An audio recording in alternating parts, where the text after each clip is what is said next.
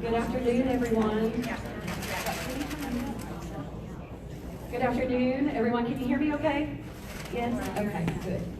Well, I have to say, it is nice to actually see faces and bodies in one room together again. Don't you agree? Yes, I do too. In case those of you that do not know, my name is Shelley Odell. I am the president of the Park Hills Leadington Chamber of Commerce. And at this time, I would like for all of our board of directors and our ambassadors to stand and be recognized.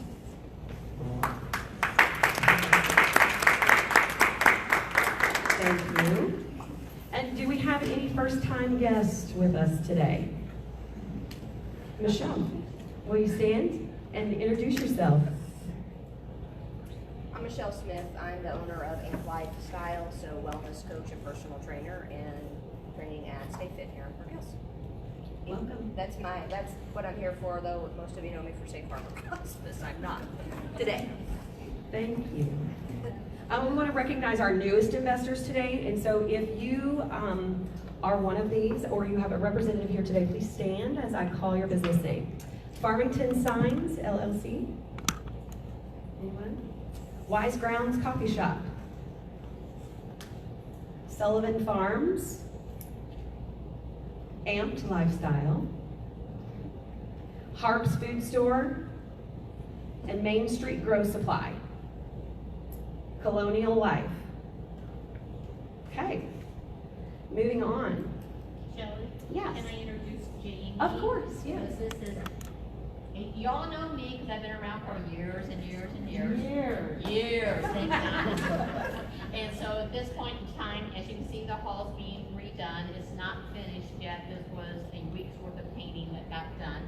Jami Forney is now the new owner of Special Memories in Elizabeth Hall, which is now Keenly Bridal Prom and White Magnolia. That's why we got white walls. So anyway, so she's your new. Speaking of that, we do have a ribbon cutting for Keenly Bridal and Prom right after this meeting, in addition to a grand opening, correct?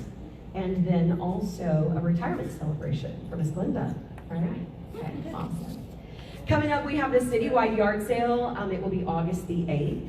So please register online or in person at the chamber office by July 31st. And we are still looking for a center stage investor, which also means that we do not have a First Friday coffee schedule for the month of August. So if you are interested in being a center stage investor, please let Tammy or one of our board members know. So during COVID, while everything was shut down and everybody was working from home or maybe not working at all, we as a chamber were working very hard for you and for our investors. And we did a couple of projects for our investors and for our local Central seniors. So we did a project called Project We Love Our Central Senior, where we sold signs to businesses and they posted them. So we thank you for all of that. The signs were created to support those high school seniors. There were 216 signs that were sold, and our ambassadors helped deliver and pick those up whenever it was time. And so that was a really good, successful. So why don't you give everybody a round of applause for that one. So thank you all who posted and purchased signs and everybody that was involved in that. Another one that we had was Project Gift Card. Local businesses participated in providing gift cards for businesses that was sold online at the Park Hills Leadington Chamber of Commerce website. The chamber matched those funds that were sold, and we sold $1,410 in gift cards. We had other investors donate $950 toward the final payout, and we had 2 participants donate their final payout back to the chamber to use on other projects. So thank you all to everyone who participated and donated in that, because those were things that were happening that your chamber was doing for you while everything and everybody was shut down. So thanks everybody for that. You can give them a round of applause for that too. All right, some of you, or all of you hopefully, should have been noticing that you were getting a chamber newsletter each week on Wednesday. You should be seeing that. Be sure to submit your news, events, job postings, specials, and anything else you want our investors to know about your business. So that's great information. I love getting it. I always feel like even though I'm chamber president, there's still something in there that I didn't see or didn't know about. So it's extremely informative. It's put together very well. So Tammy did a great job on that. Right now, I would like to ask Kylie Mitchell to come and present our first and second Quarter Acclaimed Ambassador Award. All right, I'm really proud of the ambassador program that Park Hills Leadington Chamber of Commerce has. That's how I got involved with the chamber. And just to plug for our ambassador program, it's a great way for you to get a representative of your business out meeting with all of our investors. They're kind of the liaisons for our chamber, and they work really hard to keep chamber relations strong with our investors. So our ambassadors have several projects that they do, and they earn points. So each quarter we recognize our ambassador that has earned the most points for the quarter. So for first and second quarter this year, the same ambassador won both quarters. And this ambassador works very hard, always has a smile on her face, and you'll see her at everything. We're really proud to have her as part of our ambassador program. Jill Patton, congratulations, you are our acclaimed ambassador.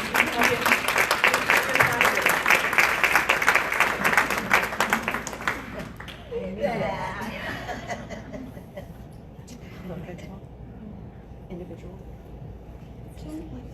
You're welcome. Here, let's get it. Is Mike going to get a copy of this picture? Yes.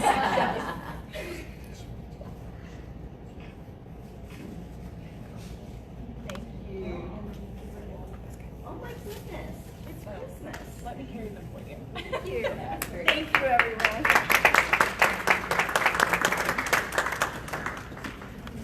Okay, and now I'd like to ask Charlie Booyer from CZ Booyer & Son Funeral Home to come and be our center stage.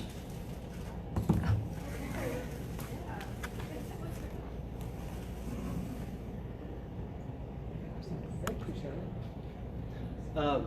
Am I going to need this? Can everybody hear me without? Larry Joseph? Can you? Okay, I'll use the mic. Thought we'd talk about politics today. Just kidding. I've never seen a time, though, where 68% of the people want change and 68% of the people, not that they don't want change, it's just that they don't know what they want. So that's a lot of confusion out there.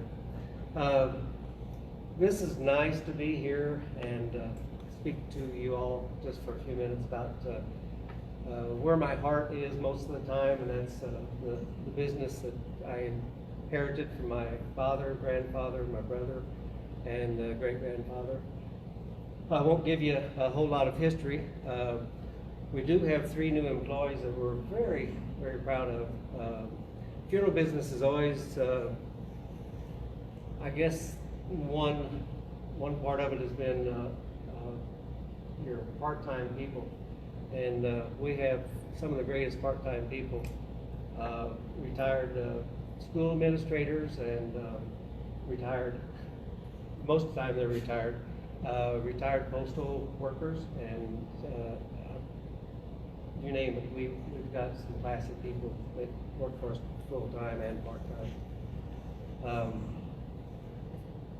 Our newest, we have 3 new employees. It's fairly new. Kurt Balke is fairly new with us, and let's see, Joe Hoffmeister,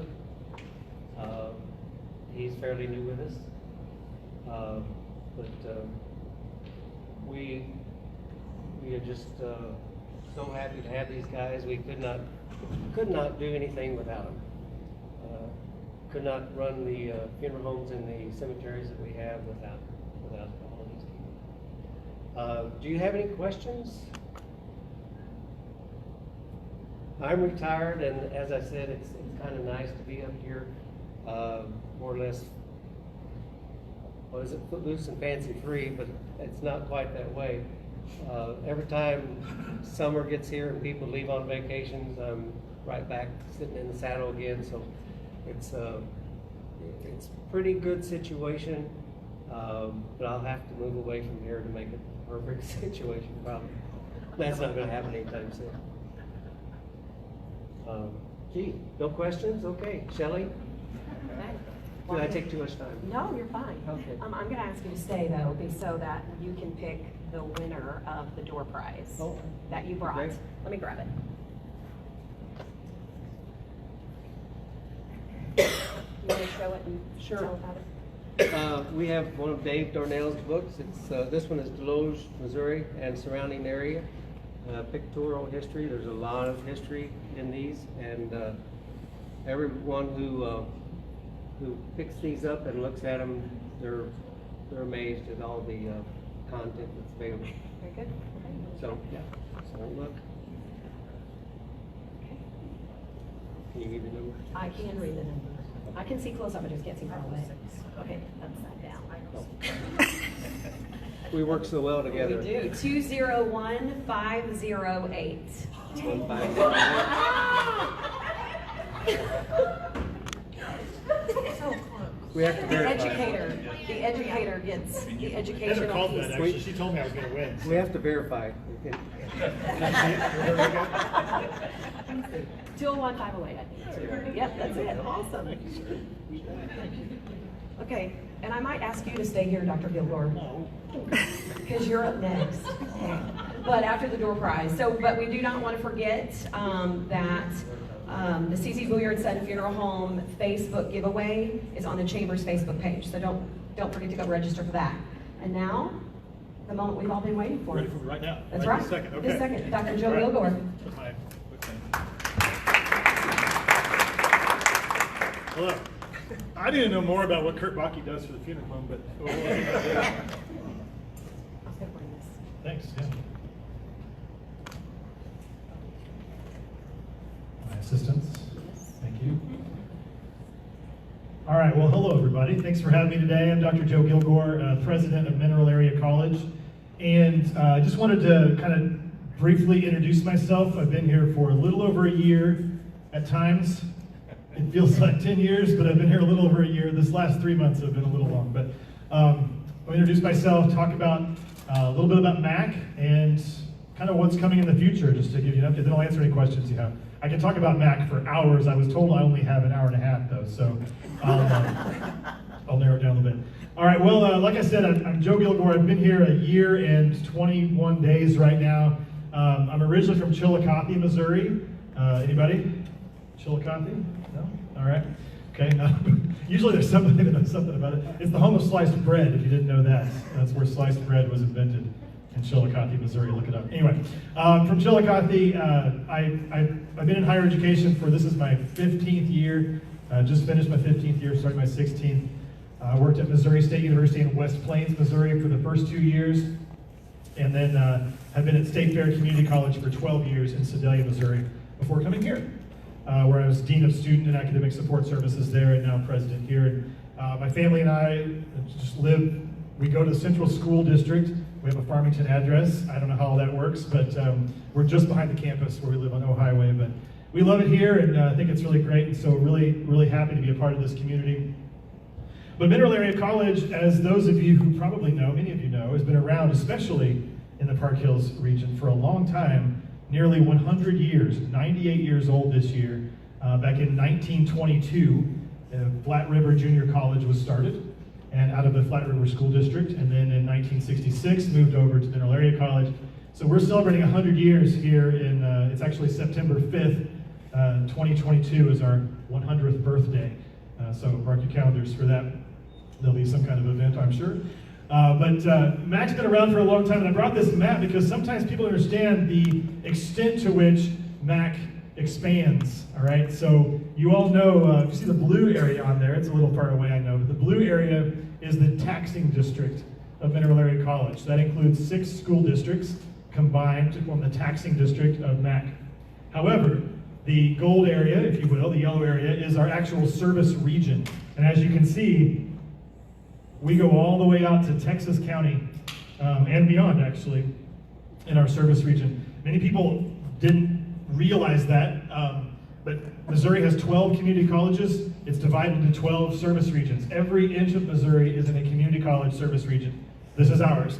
We got the funkiest looking region, and for some reason, all the way out to Houston, and Houston is closer to, I believe, Springfield, for instance, than us, but that's okay. We take that seriously. We send recruiters out to those areas.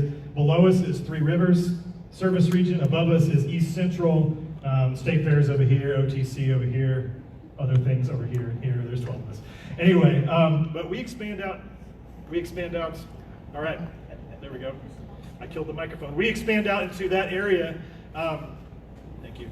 And so we call that our West Coast. And right now we do offer programming there. We offer dual credit and are working with the school districts of Houston and Kabul to possibly establish a taxing district actually and expand out there as well. It makes me feel uncomfortable using taxpayer dollars here to support education and people that aren't paying the tax. So we try to make those generate revenue on their own. For instance, we have a campus in Perryville, Missouri. That Perryville is not a taxing district, so that campus has to be self-sustaining, just as our campus in Potosi. However, we have a campus in Fredericktown as well, and Fredericktown is in our taxing district, so that's not quite the case, though they are self-sustaining. So we plan on expanding as much as we can out in these areas and really doing far reach. So MAC offers general education, Associate of Arts degree, that's a gen ed degree for the most part, that students can use to transfer to a university. And many of our students do that. We also offer technical programming through articulation agreements, and we're looking at expanding our technical programming coming up. So we would like to build a 50,000 square foot building called the Center for Excellence on the MAC campus. And if this were any other year but 2020, next month you would have had the opportunity to vote on a no tax increase bond to support that building.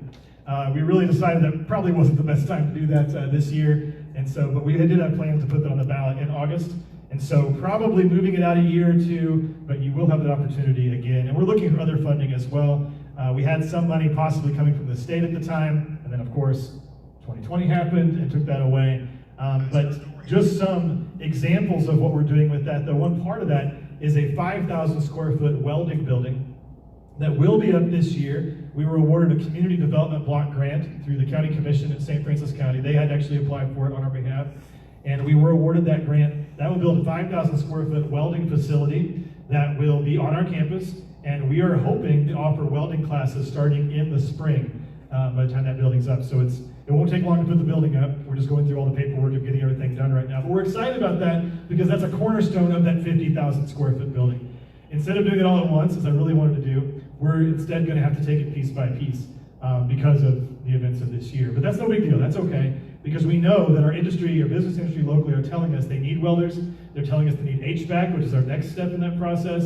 They're telling us they need electricians, machine tools, automotive, all of these things that you can't get as an adult in these areas. You can't get the certifications that are needed. And so we plan to provide that once we get those facilities available to do so. So that's coming up. Other things that we did this past year, we did implement our soccer team. So MAC now, for the first time ever, has men's and women's soccer, and eventually we will get to play a game. They were supposed to start next month as well, but all sports have been moved to the spring. That is not our decision. That was NJCAA moved the entire nation to the spring, with the exception of cross country. Cross country did win a national championship last year, so MAC has a national championship, and they're predicting they're actually going to win it again. So we'll be able to celebrate that. All the other national championships, of course, will happen in the spring, right? But we are open right now, so we had to close. Things went wrong, as it went wrong with everybody, of course. We had to shut down for the duration of the semester. But something we told everybody over and over again is that the campus was closed and is closed, but the college has never been closed. Our classes have kept going. Our people are still working from home. Good things are still happening. In fact, one of the best things I can see as a reflection of what's going on is right now for the fall, enrollment at MAC is in the positive, it's in the black. And of all community colleges in the state, we're the only community college in the positive.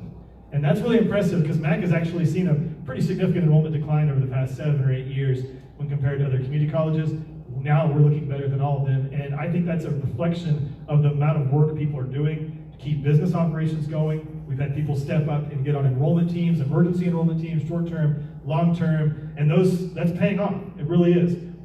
And getting more students involved. We're also seeing a lot of students who typically would go away to a university or go back to a university, but they don't know what their university is going to do. They may be online, they may not be able to live in the residence hall, and so really the best idea is to stay here, and you're not only going to get the same quality education, I think better in many cases, but you're also going to save thousands of dollars. I mean, literally thousands of dollars, and it's the same quality education as far as that goes. All those credits will transfer right back to their university when they're ready to go back. And so I think that message is getting across to people, and we're starting to see more students staying locally, staying at home, and just taking that year and doing community college at Mac before they transfer back.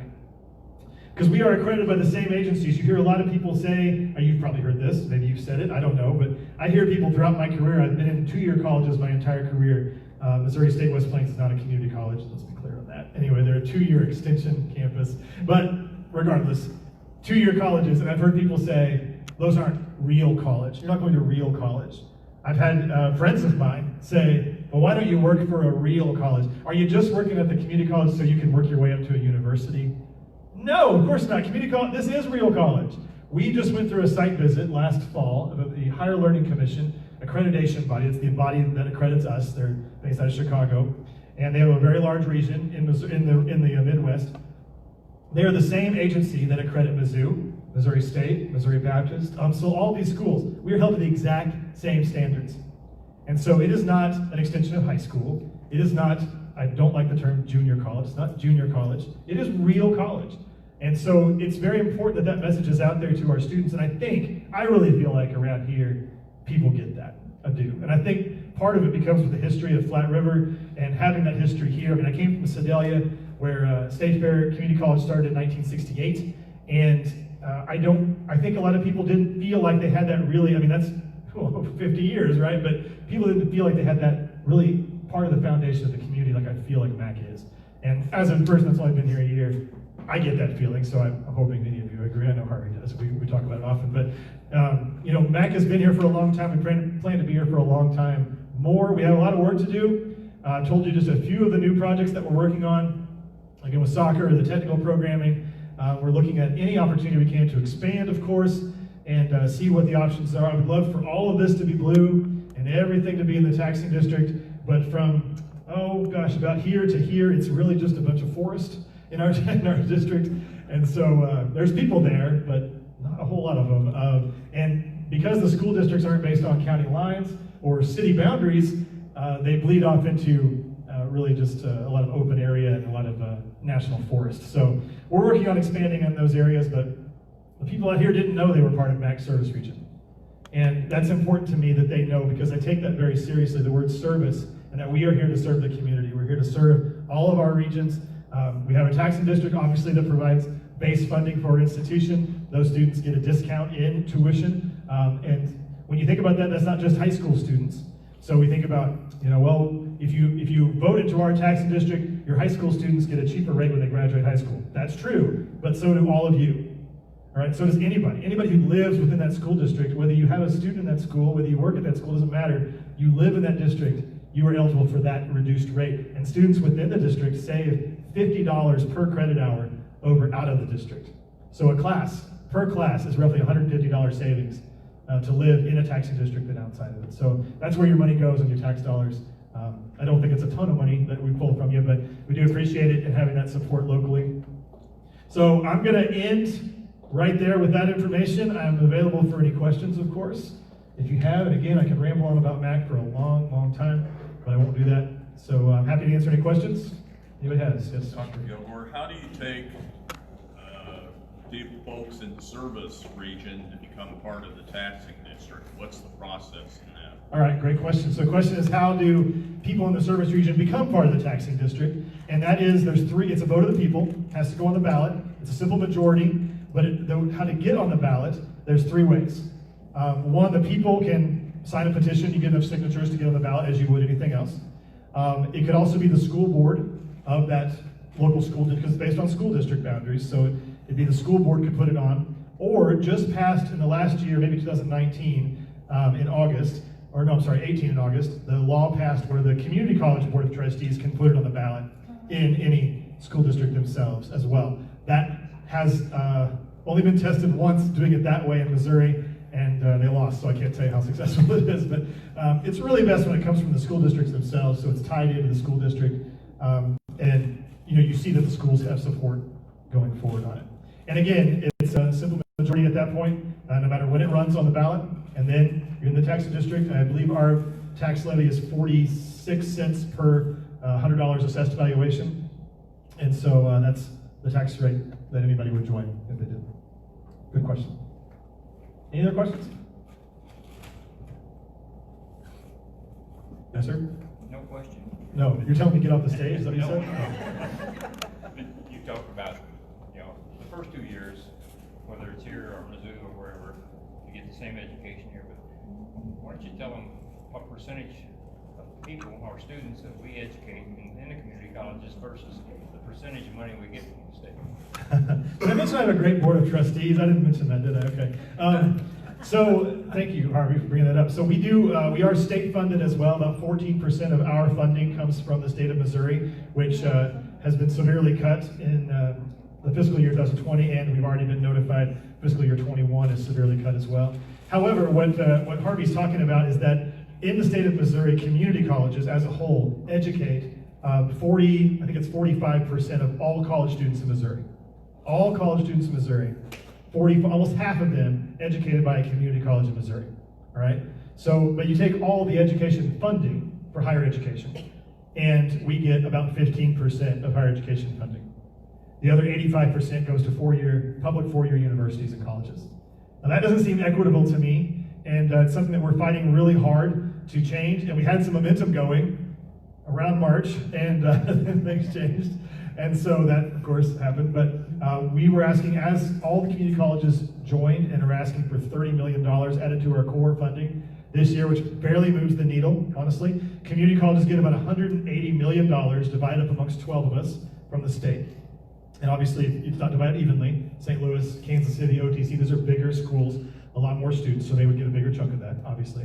However, the four-year universities get $800 million of that money. And so, big discrepancy when we're educating nearly half the students, and half of the transfer students at like Mizzou, for instance, come from community colleges. So it's probably even a greater percentage than 40% if you count the transfer students that are supporting those four-year universities. So it's not fair at all. Missouri's one of the worst at it, actually. And so we're working really hard to get support, and we've got great local legislators. That's one thing I find is really beneficial here with Dale Wright and Mike Henderson, especially, and Gary Romine before he moved out of his position. But these guys are fighting for us every day, and you see a lot of times, there's a lot of legislators in Jeff City that have a community college background. They went to community college at some point, but they have a university on top of that, and so their loyalty is to the University of Missouri, to the Missouri State University, to somebody, to a bigger school, right?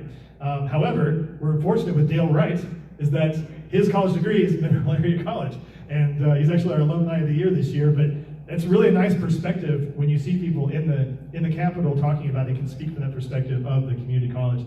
And so we really appreciate really any advocacy, any of you, if you know legislators in Missouri, pushing that out there. Some of them would not feel like ours that I mentioned are in this area, but there's a lot of legislators out here that don't think they are in a community college service region. We try to educate them, we try to let them know, but that's part of the problem. If your community college is in your town, you advocate for it, but outside of that, you don't see a lot of advocacy. So we're really trying to spread the word and get that message out there about the benefit community colleges bring, and so we can hopefully switch that around, which because of that lack of core funding, when we get cut by the state, which again, we were cut about 14% just a couple weeks ago from the state, it hurts us more because universities and K through 12 have all seen increases. Now, we're not advocating anybody be cut, of course, but when you've got increases to your core throughout the year, when you're cut, you're not cutting as deep as it is community colleges. We have not had those increases, so it's more cutting at the bone for us when we're already operating on some pretty slim margins as it is. So that's just a long answer to what Harvey asked me to talk about, but it's a very serious topic, and we appreciate any support. You know, if you know a legislator, you can advocate on behalf of your community college. We appreciate it. Any other questions? All right. Thank you very much. Thank you, Dr. Gilgour. I'm going to get Mac alumni do we have in the house today? A lot. So, I mean, MAC has obviously been a staple in our community for a very long time and has benefited so many people in our community and our families. So, thank you again, Dr. Gilgour, for your presentation today. Our investor announcements, I don't have the list, so probably should have asked for that. Oh, okay. Yes, ma'am, come on up. Well, my name is Tina Miller, and I'm with Manila Area College, to follow Dr. Gilmore. We've been very fortunate to receive grant funding to help with our students, and I left suppliers on the table. We actually have 3 separate ones. We have a general industry career readiness program through our MOAM grant, where someone can obtain their OSHA 10 and also some ethics certification. That's 18 hours total at no cost. So maybe you have a business that you need OSHA 10 certified employees, and that could be an opportunity for them. Or you have someone that's just graduated, doesn't have a lot of credentials, their life's been turned upside down, and they need something to put on the resume. That could be an option for them. We also have our Missouri Manufacturing Technician Program that's been endorsed by the governor's office, and it's 100 hours of instructions. They earn their OSHA 10 card, earn national certifications through the Manufacturing Skills Standards Council. They also obtain their completion at MAC, the certification, and then also the state's Missouri Manufacturing Technician Program certification. We also have our Skill Up program for anyone that receives SNAP benefits or food stamps. We have 6 different programs that we're offering. Some of those are FAR credit and some of those are non-credit. But those are, if those individuals receive food stamps or SNAP benefits, they could be eligible for Skill Up and not have to pay any cost for it either. So it's a great way for someone to do short-term training.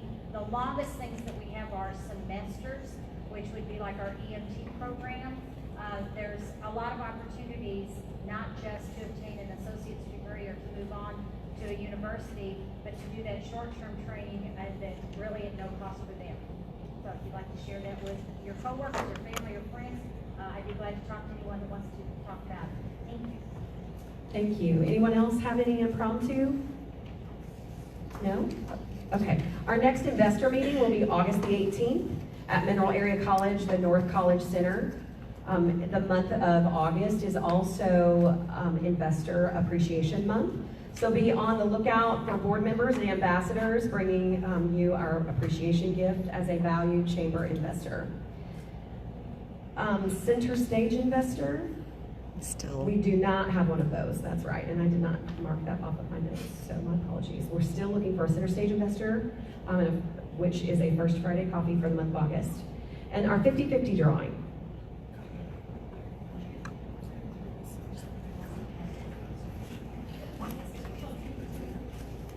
And anybody who wants cupcakes and fruit, or it's all over there, they're social distance. So, yes. 6 inches apart, not 6 feet, but. Okay, the 50-50 is $22, and the winning number is 564000. Very good.